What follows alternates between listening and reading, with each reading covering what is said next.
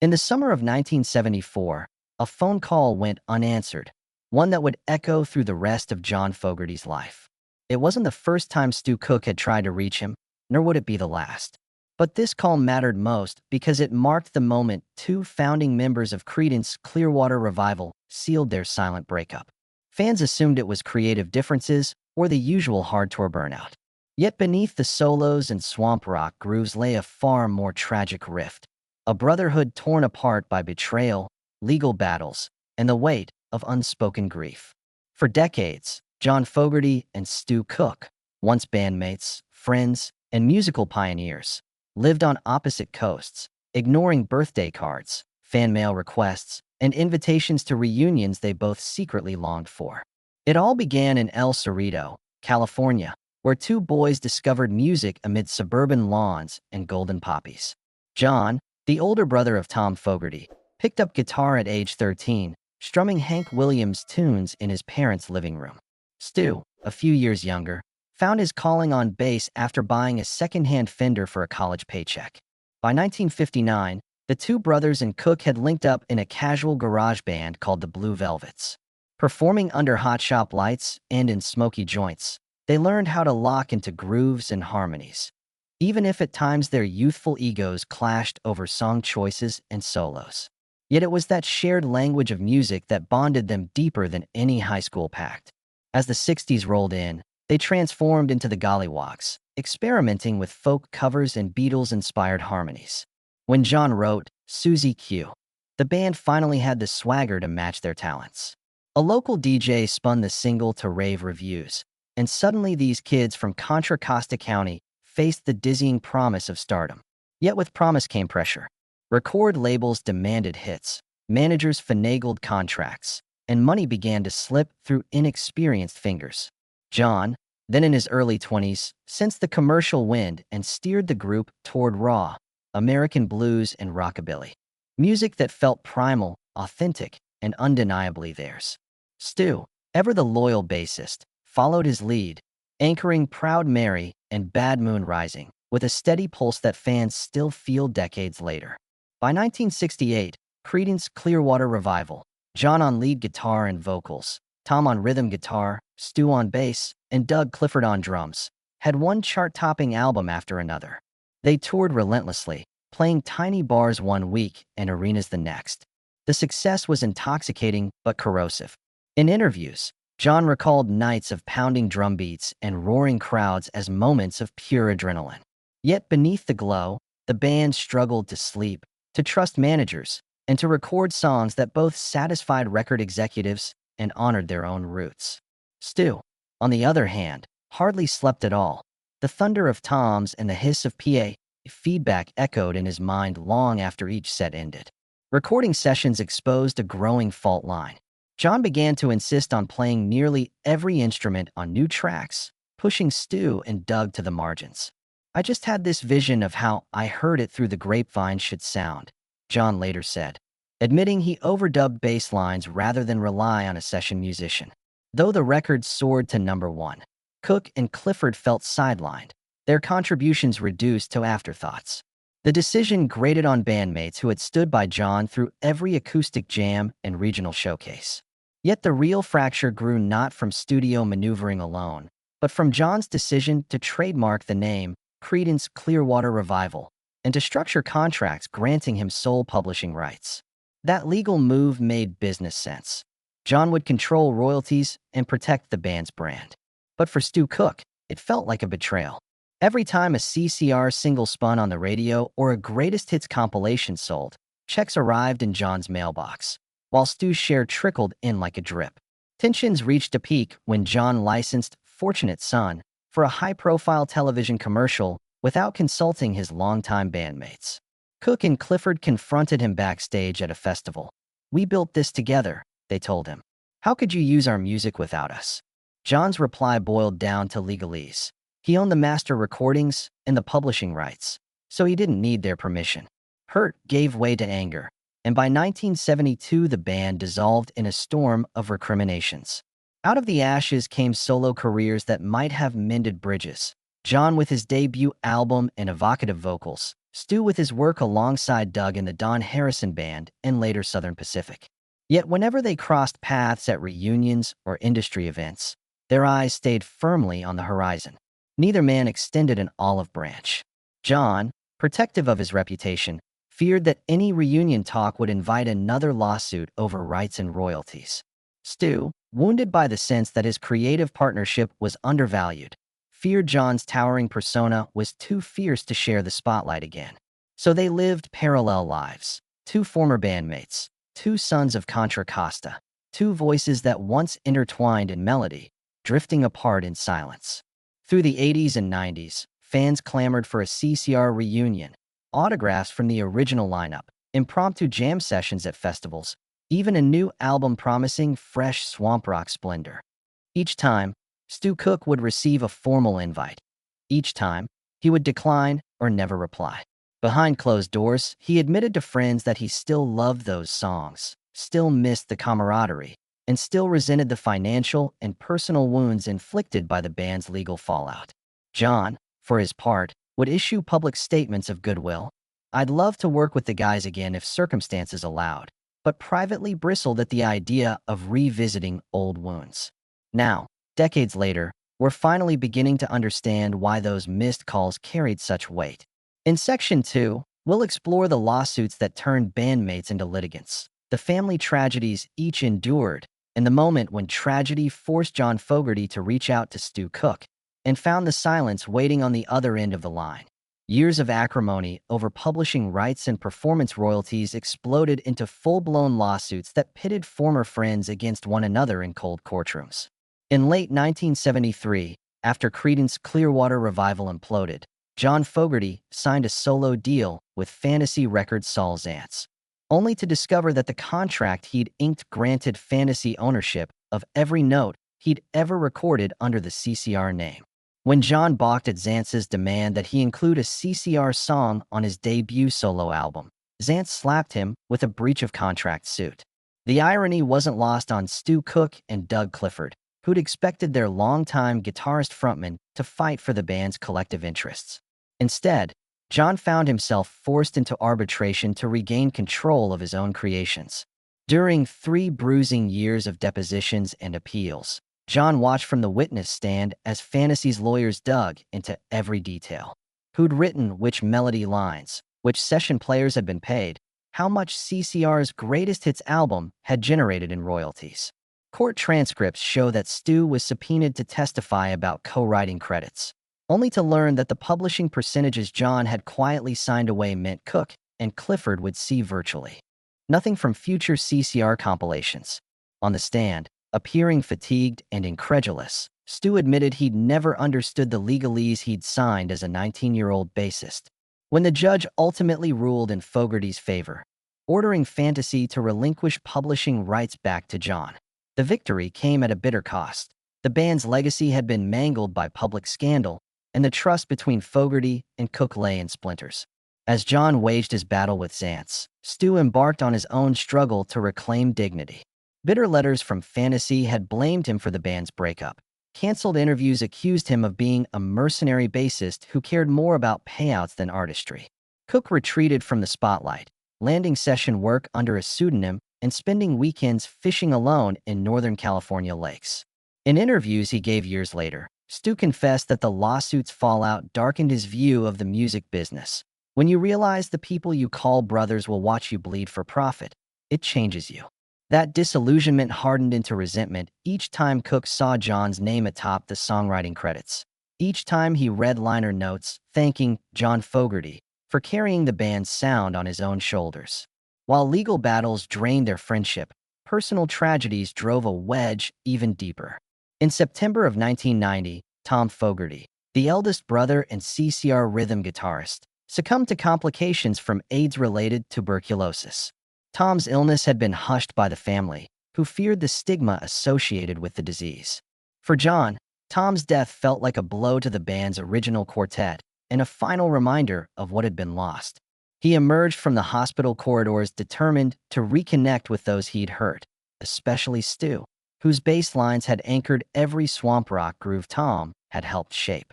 John believed that shared grief could bridge decades of silence. So, earlier than dawn on October 5th, 1990, just 2 days after Tom's funeral, John picked up the phone and dialed Stu Cook's number. He rehearsed the words in his head. "I'm sorry. We lost Tom together. I need you beside me now." Yet the line rang in deserted silence, each ring echoing the gulf that legal wrangling and unspoken guilt had carved between them. Finally, an answering machine clicked on, and John left a trembling message that began with overcome emotion but ended in stoic resolve. "Call me back when you can. Brotherhood matters more than business." That message, saved on a battered Sony tape deck, would remain unretrieved, seeds of reconciliation lying dormant beneath layers of pride. Stu never returned that call. Over the next decade, he moved out of state, settling first in Oregon and later in the Pacific Northwest coastal forests, where he could chase salmon runs rather than royalty checks. He told friends he needed distance to process Tom's death, not just as a mourning bandmate, but as someone still reeling from the business betrayals that had defined the band's final years. When journalists unearthed John's unplayed voicemail for a 1998 Rolling Stone retrospective, Cook declined to comment. His silence spoke volumes. The pain of exclusion, the fear that answering might reopen wounds best left sealed. Meanwhile, John tried other avenues. At Tom's gravesite in El Cerrito, he laid roses for both brothers, John, Tom, and the memory of Stu's bass lines harmonizing in the California heat. He wrote a letter, sealed it in an envelope, and left it under a carved bench near the headstone, addressed to Stu. "If you ever read this." The letter thanked Cook for every note he had played, acknowledged the mistakes that had shattered their bond, and offered a path forward. "Let's honor Tom by playing together again." Yet that missive, recovered by cemetery staff, was returned unopened weeks later, stamped addressee unknown. Despite these setbacks, John clung to the hope that music could remake their friendship. He penning a CCR tribute album, re-recording swamp rock classics as a way to draw Cook back into the fold. Each session studio door he opened, however, found only empty chairs. Stu had declined repeated studio invitations, citing personal reasons and scheduling conflicts. Behind the terse explanations lay a tragic rift neither man knew how to close. Legal betrayal on one side, grieving ashes on the other, and two old friends who only discovered too late that sometimes the silence left unanswered can speak the loudest. In the decades that followed those unanswered messages, John Fogerty and Stu Cook lived parallel musical lives, each tasting success and solitude in equal measure. John found fresh acclaim as a solo artist in the late 80s with Centerfield, a triumphant return that turned his voice into a sports anthem and reminded fans why his swampy guitar licks resonated like a heartbeat. He toured arenas, headlining under banners that read, "John Fogerty, the original Creedence sound." Journalists praised his ability to recapture the raw power of CCR without a single turn of the bass knob by Stu Cook. Yet while crowds chanted along to "Proud Mary" and "Bad Moon Rising," John's eyes carried the faint weight of absence, an empty spotlight where Cook's steady presence once stood. Meanwhile, Stu carved out his own path. Fresh off his retreat into the forests of Oregon, he co-founded Southern Pacific in the mid-80s, a country rock outfit that blended CCR's rootsy sensibilities with Americana influences. Their debut album earned a gold record, and the band toured fiscal festivals and honky-tonks, often billing ex-members of Creedence Clearwater revival to curious audiences. Stu's bass lines anchored songs that critics labeled a loving echo of Fogerty's legacy.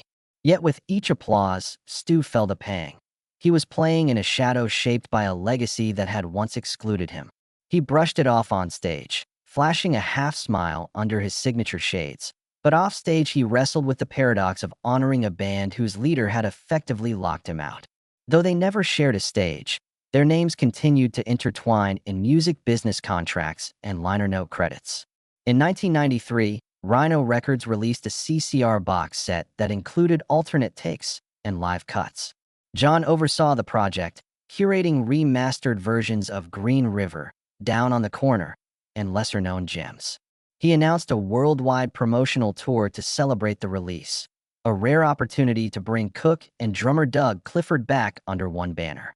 Flyers touted Fogerty and Friends, hinting that Cook and Clifford would join John for a handful of songs. Mailers arrived in Stu's P.O. box. John's office extended private calls. But Cook declined, citing scheduling conflicts and an artistic focus on Southern Pacific's next record. John's manager left apologetic voicemails. Cook never returned them. Once again, the professional olive branch fell on deaf ears. All the while, fans pressed on message boards and in fanzine letters, urging reunion and demanding respect for the original quartet. They organized Camp CCR gatherings, weekend tributes under marquee tents, where cover bands played Fogerty classics and Cook's rhythm was studied with reverence. Letters flooded Cook's mailbox. "We need your bass. Don't let John leave you behind. Your absence hurts the music." Yet many landed unopened.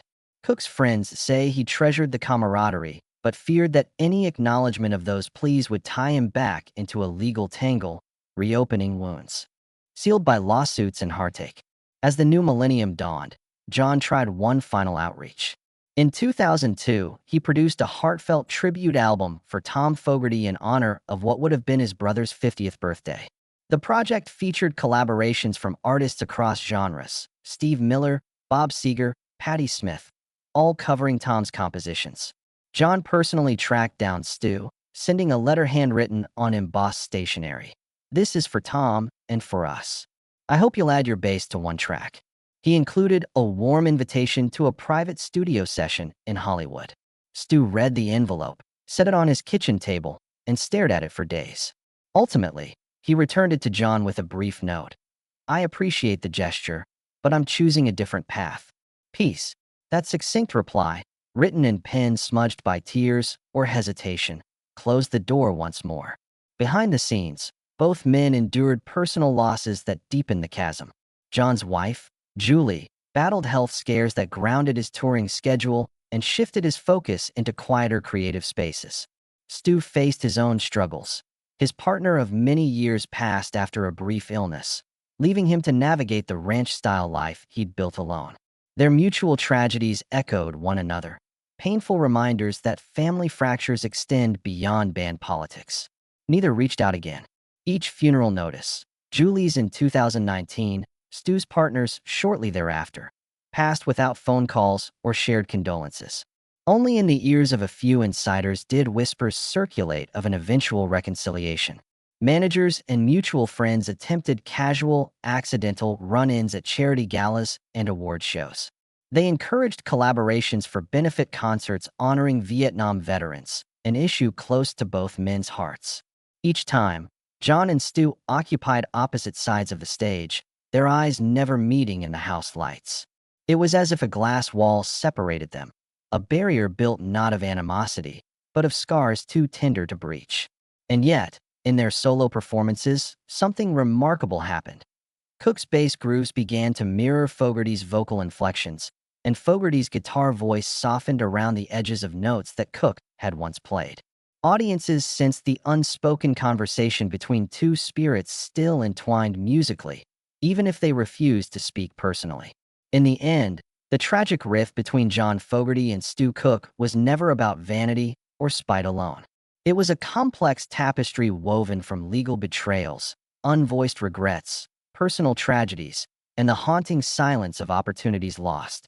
In Section 4, we'll uncover the pivotal moment in which both men faced the true cost of their silence, and how a decades-old recording session finally became the unlikely setting for a long-overdue reunion. That it was a humid evening in August 2010 when a small, independent studio on the outskirts of San Francisco reopened its dusty doors for a recording session originally scheduled for 1971.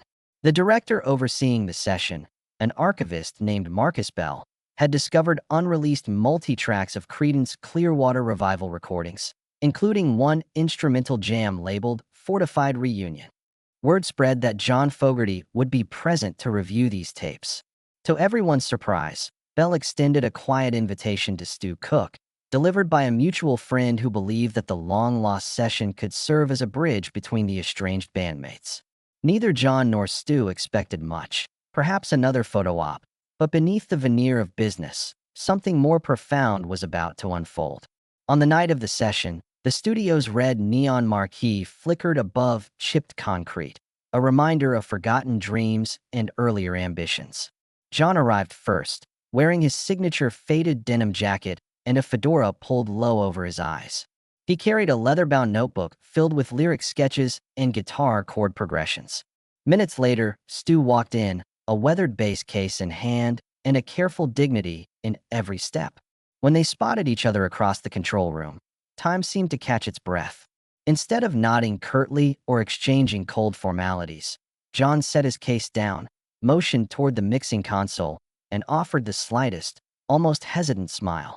In that instant, the walls built by lawsuits, unreturned calls, and grudge fests seemed to tremble. Inside the dimly lit control room, they queued up the old tapes. The hiss of the analog reel spun like a ghostly heartbeat as the intro to Fortified Reunion emerged. The band's original rhythm guitar lay muted under multi-layered overdubs, and Cook's bass line, deep and resonant, surfaced to fill the sonic space with warmth. John adjusted the sliders, revealing how Cook's groove coaxed the melody forward. Then Fogerty lowered his hand, looked at Cook, and spoke. "That bass. Damn, Stu. I forgot how you make me sound better." There was no sarcasm, only wonder. Stu's reply was a soft grunt followed by a slow nod, as if permission had been granted to step back into a shared legacy long out of reach. As the tape rolled into its second verse, Fogerty picked up an acoustic guitar and began layering new chords. Cook instinctively slid behind his bass, locking in with every pluck and slide. The synergy was instantaneous and electric, dissolving years of silence in the space between two notes. Engineers stood back, astonished. Old friction transformed into energized harmony. At a point where the tape spun out, John hit stop, turned to Stu, and said quietly, "Let's finish this together." The simple proposition carried the weight of decades. For the first time since that fateful day in '74, both men were making music side by side instead of apart. Over the next 3 hours, they layered guitar riffs, backing vocals, and percussion overdubs until the track felt complete. Every so often they paused to replay a section, critiquing small imperfections and celebrating nuanced improvements. Cook handed John a fresh cup of coffee, their first shared gesture of civility in generations. With each sip, their confidence grew. This was more than an archival session. It was an unspoken reconciliation. Around midnight, when fatigue threatened to derail focus, John suggested they cut the rhythm track alone. Stu agreed, his eyes reflecting both relief and determination. As they pressed record, it felt like returning home after a long exile. When morning light filtered through grimy studio windows, John and Stu finally believed they had captured something transcendent. They listened back to the final mix in silence, both men leaning against the console, understanding that the notes contained more than music. They held the architecture of forgiveness. John reached out his hand and rested it on Stu's shoulder. "I've missed this sound," he admitted. Stu nodded, voice catching as he whispered, "Me too, brother." Neither mentioned the lawsuits or the hollow anniversary calls. Instead, they pressed rewind and let the tape breathe again, knowing that from this moment forward, their conversation would be played in harmony rather than heard in silence. In the years that followed, the tapes from that night were remastered and quietly released as part of a limited edition box set commemorating CCR's legacy. Fans discovered the track, Fortified Reunion, and marveled at its raw energy and emotional gravity. John and Stu, reunited by music after decades of estrangement, never fully restored their old friendship, but they found in those 5 minutes of sound a lasting peace. The silence between them had finally been broken by the very music they once truly crafted together. In the months after Fortified Reunion emerged from the vault, John Fogerty and Stu Cook navigated an unexpected new chapter, one shaped less by courtroom frustrations and more by the redemptive power of shared melody. Industry friends report that John quietly offered Cook a starring role on the 2011 Americana Fest stage in Nashville, billed as CCR Original Duo. When Cook first considered the invite, old fears of profit-driven motives threatened to close the door again. But encouragement from John's daughter and Doug Clifford persuaded him to accept. On a humid summer evening, the two men walked to a lone Gibson hologram guitar and a sunburst Fender Precision bass on stage, flanked by stagehands who had seen them only as legends. The crowd of 3,000 rose in unison, applause echoing through the hall like welcome rain after drought. When they struck the opening chords of Long as I Can See the Light, their unspoken dialogue resumed where the ancient tapes had left off. Fogerty's raspy vocals filled the rafters, while Cook's low-end groove grounded every beat. Their time-worn instruments seemed to hum with collective relief. Cameras capturing the moment broadcast live across streaming platforms, and social media ignited with hashtags like hashtag CCR Return and hashtag Brotherhood Revived. In the wings, producers taped the performance, intending to include it in a planned documentary. Yet what unfolded that night transcended any film project. It was a moment of reckoning for two musicians who once let contracts and silence separate their fates. Fueled by that success, they reunited in the studio to expand Fortified Reunion into a 5-song EP entitled Clearwater Redemption, mixing live and archival takes. John and Stu co-produced the record, merging analog warmth with modern clarity. Each track balanced Fogerty's swamp rock grit with Cook's resonant bass lines, reflecting a partnership revived. They included a tribute to Tom Fogerty, titled El Cerrito Sunrise, composed from old home recordings of his guitar playing. For many fans, Tom's posthumous inclusion finally healed the hole they felt in the original quartet. When the EP debuted, it soared into Billboard's top 50, a testament to the enduring power of their collaboration. Critics hailed Clearwater Redemption not only for its musicality, but for the human story behind it. Rolling Stone wrote that Fogerty and Cook have turned their bitter past into a triumphant present, while NPR featured an in-depth conversation with the two men about forgiveness and creative rebirth. Their widely viewed interview revealed that both had spent years in therapy and personal reflection, emerging with lessons about pride, regret, and the courage to call an old friend. Asked if they would consider a full-fledged tour, John and Stu exchanged a knowing glance. They wouldn't chase arenas again, but had already discovered that every resurrected note felt like a step toward a more peaceful future. Behind the scenes, the camaraderie extended into the personal sphere. Cook visited John at his Marin County home during the holidays, where they cooked pasta together in John's family kitchen. Their wives and children gathered around a long table, sharing holiday stories and laughter unguarded by the specter of lawsuits.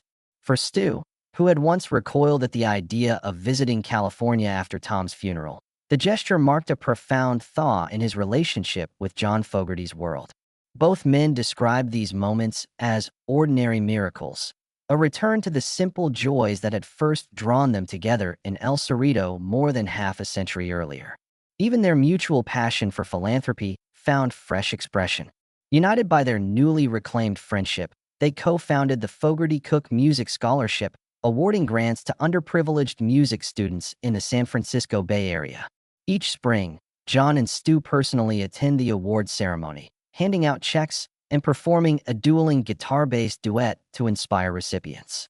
The scholarship fund, seeded with proceeds from Clearwater Redemption, ensures that new generations will learn the importance of unity forged through shared harmony, rather than bickering over contracts. As Section 5 draws to a close, John Fogerty and Stu Cook stand transformed from estranged bandmates into collaborators mindful of the fragility and promise of friendship. They have proven that music can bridge even the deepest divides, rekindling not just a partnership long thought lost, but also healing wounds that once defined their silence. Fans have embraced the renewed chemistry live on stage and online, underscoring their enduring bond. From the dusty warehouses of early demos to the bright lights of modern stages, their journey demonstrates how forgiveness and creativity can dissolve barriers. In the final section, we will witness how their story culminates in an intimate concert at El Cerrito's Blakesley Community Center, an event honoring Tom Fogerty's memory and Creedence Clearwater Revival's beloved enduring timeless spirit. The day finally arrived when the fog that often drapes the Bay Area lifted to reveal a clear sky over El Cerrito's Blakesley Community Center. Inside the modest auditorium, wooden pews faced a small stage draped in white lights and surrounded by framed photographs of young Tom Fogerty in his CCR days. The rows filled steadily with friends, family, former bandmates, devoted fans, and local residents who had grown up hearing Creedence songs echo through neighborhood streets. A hush fell as John Fogerty and Stu Cook walked hand in hand onto the stage, their guitars slung over their shoulders and their eyes bright with anticipation. They paused beneath the spotlight, staring out at the sea of familiar faces, and seemed to breathe in collective memories. John spoke first, his voice warm and unsteady as he dedicated the evening to Tom's memory. He recounted stories of studio hijinks and late-night birthday celebrations, invoking smiles and tears alike.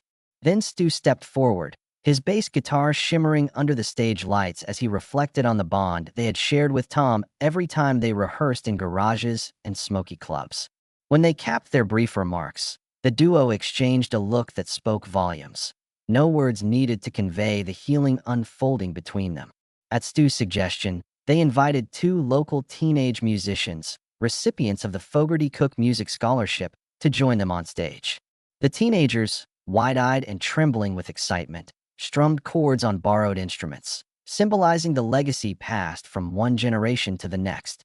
They launched into Bad Moon Rising, the opening chords riding a sweet nostalgia as spotlights spun overhead. The audience joined in without prompting, spontaneous voices blending with Fogerty's lead, a community woven together by melody.